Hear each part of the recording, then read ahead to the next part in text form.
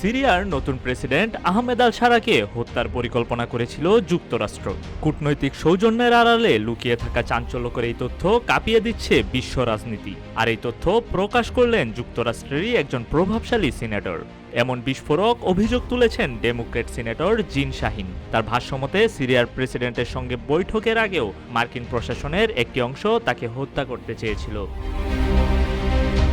তবে শেষ মুহূর্তে এই পরিকল্পনা আটকে যায় জর্ডানের রাজার হস্তক্ষেপে। জিন শাহিন বলেন, ট্রাম্পের কিছু উপদেষ্টা বারবার প্রেসিডেন্ট সারাকে হত্যার জন্য চাপ দিচ্ছিলেন। তারা চেয়েছিলেন ট্রাম্প যেন এই পথে এগিয়ে যান। জর্ডানের রাজা দ্বিতীয় আবদুল্লাহ এই বিষয়টি আগে থেকেই বুঝতে পারেন। তিনি দ্রুত ট্রাম্পকে এই পথে না যাওয়ার পরামর্শ দেন।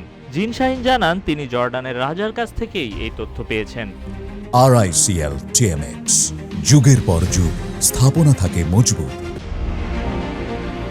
রাজা আবদুল্লাহ মনে করেন, সিরিয়ার নেতৃত্বে হঠাৎ পরিবর্তন এলে তারও বড় সংঘাত ডেকে আনতে পারে। এ কারণেই তিনি মার্কিন প্রশাসনকে সতর্ক করেছেন। সম্প্রতি ট্রাম্প এবং সারার বৈঠক সৌদি আরবে অনুষ্ঠিত হয়, যেখানে অনেকেই দুই দেশের সম্পর্কের নতুন যুগ শুরু হয়েছে বলে মনে করছেন।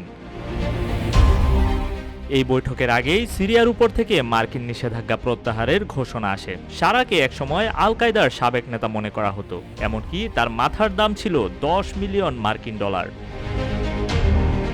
একজন প্রেসিডেন্টকে হত্যা করার ষড়যন্ত্র আটকে দিল আরেকজন রাজা। যুদ্ধ আর নিষেধাজ্ঞার ছায়া সরে এলো এক নতুন অধ্যায়।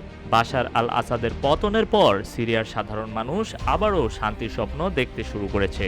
মিত্র আর শত্রুর সংজ্ঞা যেন নতুন করে লিখছে বর্তমান রাজনীতি। বিশ্বজুড়ে এই আলোচিত ঘটনা ভবিষ্যতের আন্তর্জাতিক সম্পর্ককে প্রভাবিত করতেই পারে, এমনটাই ধারণা করা হচ্ছে। তৌহিদুর রহমান, রূপালী বাংলাদেশ।